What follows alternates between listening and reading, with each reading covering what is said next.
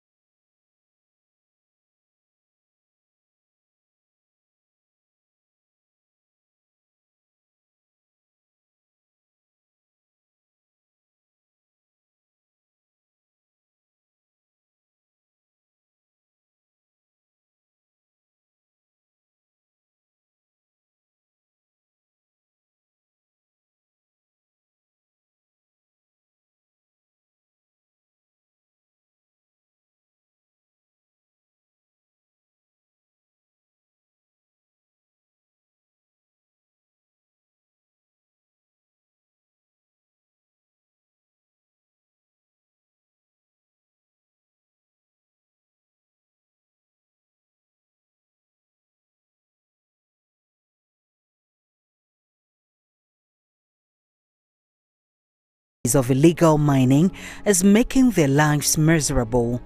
Ade ba ko ne se amutu a omo nkata mana no so enti obi ha okofum kura se oni nkola na ma de bia ne ni won nkola no because omutumi ko topit ni at any time ana afin so ye kofum a ye nya nso no an topiota first no so de ya no mo na kapiota kura ye no because e won so if forest no ma e kofum na ye san this time ko na antun so a nya nso no so na e poto na afi ama e could my first in tuntum ni have but ama in tuntum abaha ama oda if you stock e kra and then when ama malaria no cheche ye ma no keke. So Matilda Sante is essentially saying that they used to go to farm and drink water in the farm, but because of illegal mining they are unable to do that because all the water bodies surrounding them in their farms have been distracted by the illegal mining. Again, those illegal miners, they dig the pits and they do not cover it, and so sometimes people can mistakenly fall into those pits, and so anytime she's going to the farm with her children, she's always uncomfortable. Mine ni Galamsey no na on season se Galamsey ni shemu kana se ye jai na enso ye nya ya sumdwi.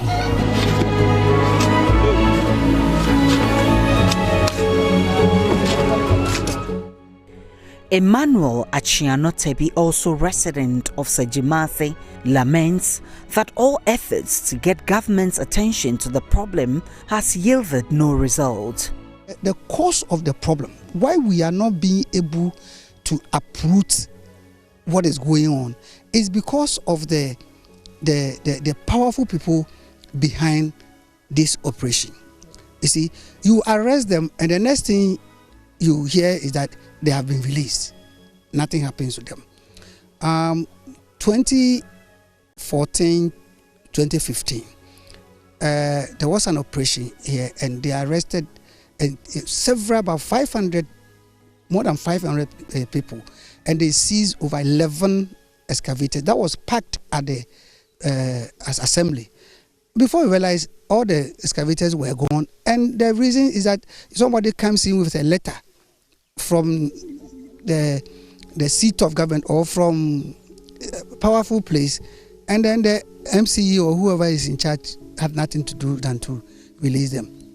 Chief of the area, Berima Okoping Botuo Dankwa I, is worried his people are not benefiting from the illegal mining but are mostly affected in terms of health. Small diseases, rashes. Even formerly in my community, you don't have mosquito there. Mosquito. But now, don't try. All because the trees and then the lines, they have destroyed everything. And it's very painful. It's very painful. And they don't know that the ancestors, it's true, it's a land God created. But I'm telling you, there's a spirit on it. Recently, a lot of people has died. Nicodemously, then they pick the person and bury him up. Of course, they're angry. CEO of the Center for Social Impact Studies, Richard Elema, says the country's biggest casualty ever has been that of our forest reserves. For him, sustainable mining and preventing the use of cyanide are key to dealing with the problem.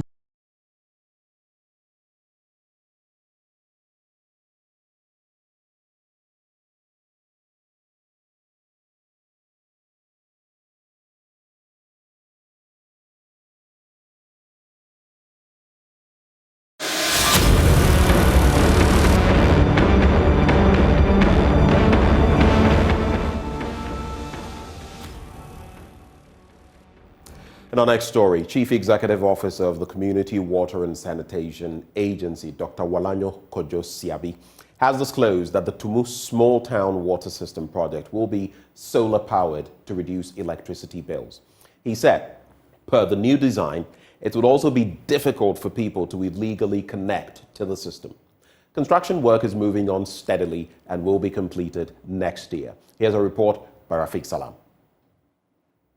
Tumu is one of the fastest growing municipalities in the Upper West region. The sprawling nature of the municipality, coupled with its increasing population, brings to bear pressure on the few social amenities in the enclave. The number of residents in the Tumu township over the years has outnumbered the quantum of water pumped daily by the Tumu Small Town Water System. The current population of Tumu is pegged a little over 14,000 and requires a total of 1,290 meters cubic of water per day. They are however unable to achieve the target owing to some technical and power challenges.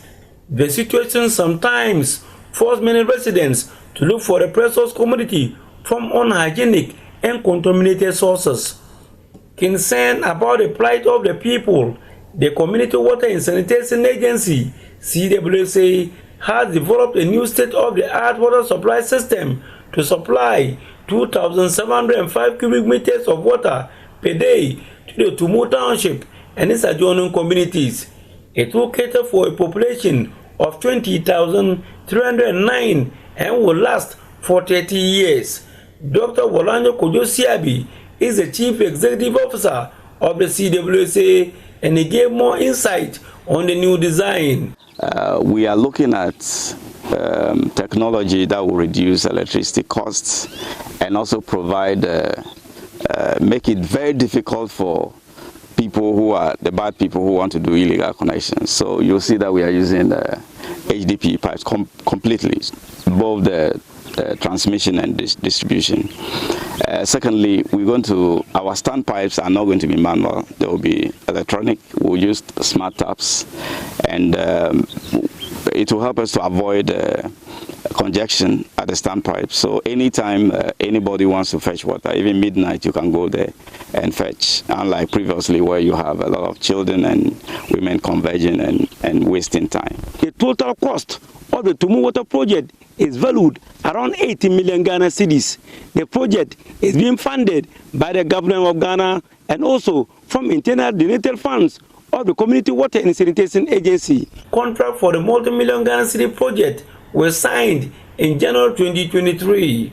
Work on the CWSA office complex began immediately and quickly followed by the construction of the elevator high tanks. Two contractors, Pomtech and Domi Limited, have the onerous responsibility to execute the project. If you care to know, Tumu is one of the hotspots as far as renewable energy resources. Tumu and Navrongo across the country. So it is well placed that we are tapping solar energy from here to pump the water. This will help them reduce their energy bills. And once the water is given to the people, it's given through these pipes, which are not easy to just cut in by any plumber and then do illegal connections. So far, we have achieved 40% in basically 4 months. We are in the 5th month now. And looking at the next almost 1 year ahead of us, we are very optimistic that we'll finish and reserve over 6 months. So far, as you can see, that is one of the towers over there. The other one is not too far away from here. And then we went through a lot to bring in the pipes as well. We are now going to start the excavation. So give and take, we have about 35% as at the last 3 months that we started work. And we have up to next year, June, to finish. But we are very optimistic that by December, water should be running in Tumu without a problem, because we'll have finished. Dr. Walanjo Kojo Siabi, as part of his 3-day working visit to the region, toured the sites to see the progress of work. He was impressed with the work done so far, urging the chiefs and people of the Sisala Enclave to believe and support the CWSA to succeed. We started also, you remember you yourself, Rafiq Salam, you came to my office in Accra and said, look, the water system in Tumu is down, so we should do something about it. We quickly deploy our staff, and they started first fix the problem that was there. And this is a follow-up to make sure that we achieve what we have promised. And it's not only in Tumu that we are working, we are in Wellambele and a number of other communities. And so they should just believe in us and they should support us. Work on the project is expected to be completed next year, June. Reporting for J News, Rafiq Salam, Tumu.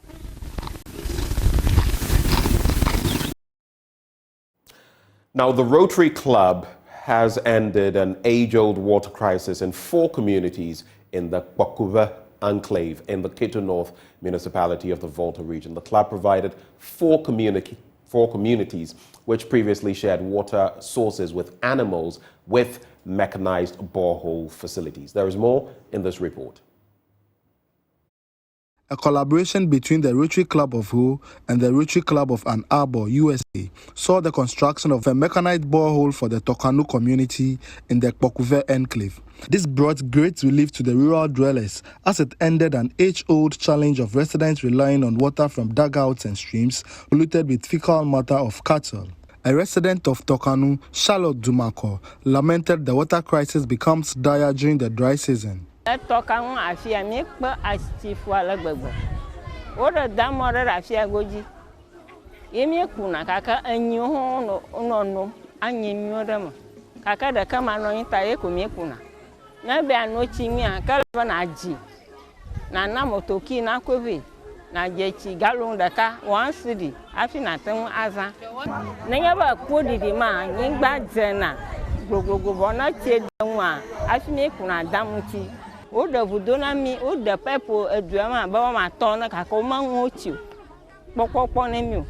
situation of the rural dwellers has now changed for the better. These residents would no longer use polluted water or experience water scarcity during the dry season. The president of the Rotary Club of Ho, Simon Fafali Awumi, said the club is focused on helping the underprivileged in its jurisdiction. Last year, we provided potable drinking water for the Akakpo United Community, but unfortunately Tokanu was not part because it was difficult getting water here and there was no funding for it. So this year we raised funds through the Rotary Club of Ann Arbor, Michigan, to provide them potable drinking water, and we are here today as a success story to commission this water project. I want to say water is life, water is key to the survival of every community and every human being or every household. So I'm encouraging or I'm entreating the community to maintain this water, because for their whole lifetime of this community, they've not had any potable drinking water. So maintenance is key. That is what I want to tell the community. They should take care of this water. And this project falls under one of the 7 areas of focus of Rotary, which is water and sanitation.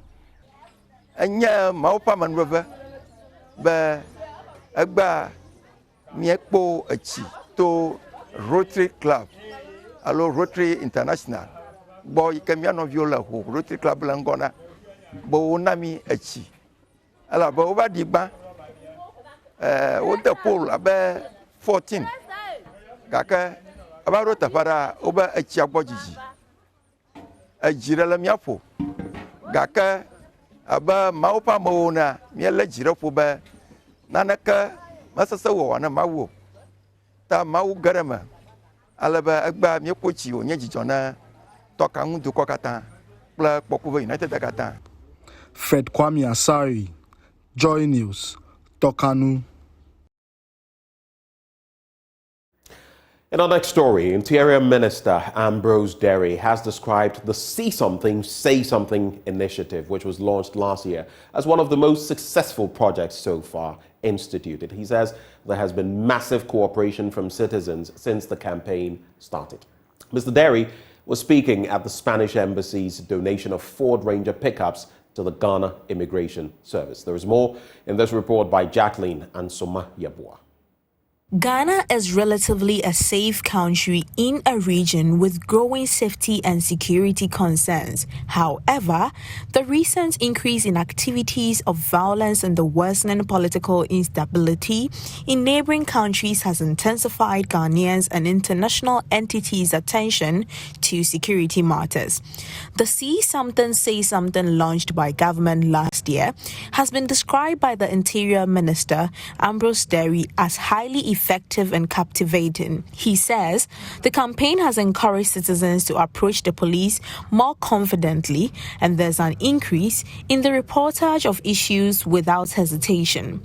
According to him, the recent incidents in Daboya serve as a testament to its success, attributed to the skillful mediation techniques employed by the Ghanaian police. We're getting a lot, and especially with the police service. If you followed the police service has instituted a community approach to most of their activities. And that's what is going to give us last. You don't just go into a community, arrest people, beat some, kill some. You don't achieve that. The cohesion that we are beginning to get, which is going the same with the police, with the immigration and this, we are listening more to the community. And as we do so, you begin to see that things are happening. For instance, recently we heard of Daboya. It was Daboya breaking of windscreens and the rest of them. In the end, with unfortunate loss of a man who was over 80 years old shot on the field.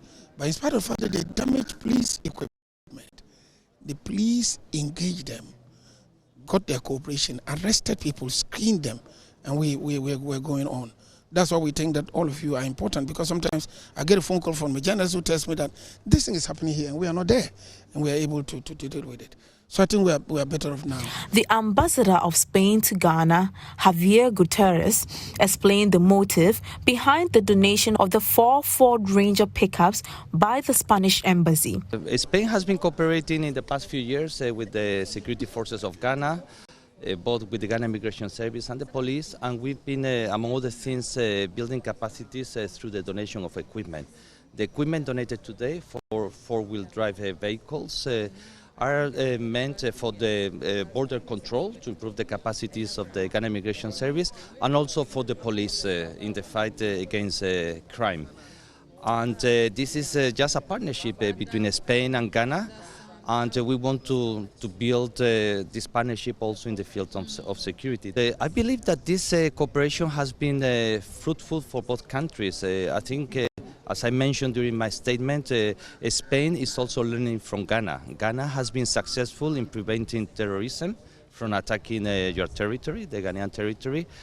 And I think that we are also learning from you. The vehicles will be given to the Ghana Immigration Service and the Criminal Investigation Department to aid their security operations. Jacqueline Ansuma Yabua, reporting for Joy News.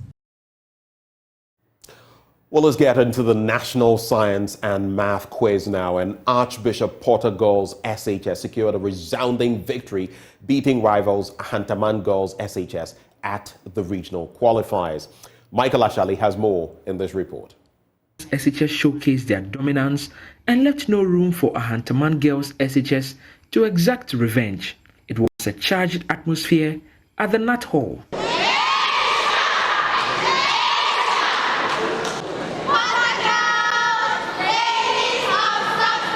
From the very beginning, Archbishop Potter Girls SHS demonstrated their prowess, earning a significant lead in the first round. Ahantaman Girls SHS fought hard to keep up, but found themselves trailing behind. Yes, Ahantaman. Relation. That is correct. As the competition progressed, the ladies of substance widened the gap between themselves and their contenders. Archbishop Potter Girls. -4 meters per second. That is correct. Ahantaman. -3 meters per second. That is correct. And they showed no sign of slowing down. Congratulations to you, Archbishop Potter Girls. You won, and you won convincingly. In fact, Archbishop Potter Girls Senior High School has scored the highest so far in the Western region. Ahantaman Girls SHS fought bravely, but it appears it wasn't enough to bridge the point deficit. But for them, all hope is not lost. What do you expect from next year? Oh, we are coming with all the force. We are coming to conquer the competition next year. I saw you scribbling. Are you going to be contesting next year? Yes. Really? Yeah. So Archbishop Potter Girls should expect to meet you again? Yes, they should expect to meet me. And what would you do to them? Oh, I'll just kick them out of the competition. That's what they've done to us. The Portarians have an answer for them. Do you want to meet them? Yes, of course. What will you do to them? We will beat them again. The other schools, Prestia SHS, Manso Amenfi SHS, and Bonzo Kaku SHS faced an even bigger challenge as they struggled to accumulate points. At the end of this contest, Manso Amenfi Senior High School had 1 point. Bonzo Kaku Senior High School had 3 points. Prestia Senior High Technical School had 18 points. For Joy News, Michael Ashali.